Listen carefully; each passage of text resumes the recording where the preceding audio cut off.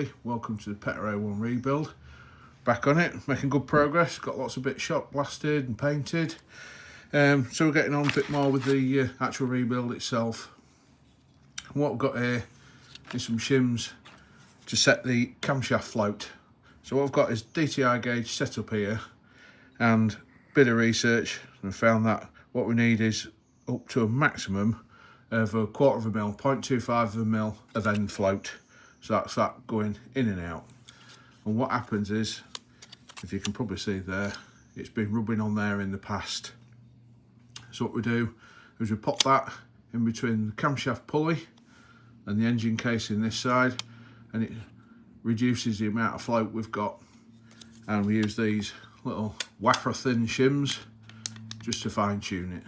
So what we're going to do now, get this popped in and get some measurements, and we can see just how much shimming we need and get it set up to it so it's within tolerance.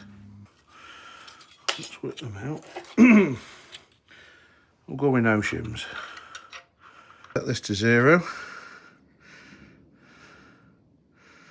So we can go to 25 on there. So if I pull that in,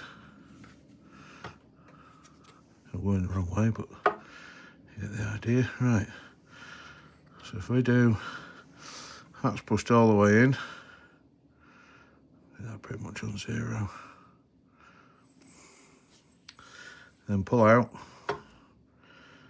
So that's nearly 1, 10, 20, 30, 40, 5. So we'll put a shim in that.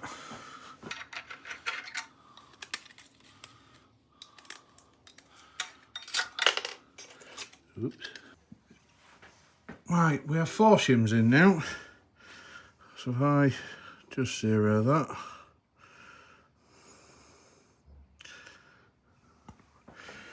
That is 0.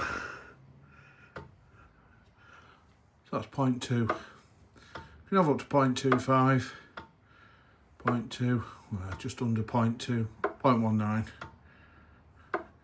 So that's intolerance. I'll whip the camera off and I'll show you the front and where we've put the shims. So this is set up from a different angle. There we go, that's where the plate and the shims have gone. So you can just see in there, if I can turn this around, you can see how between this housing and the gear there's a gap. So them shims just take out the end float there. Next we're going to put the crankshaft in and do the same process. These 2 bolts here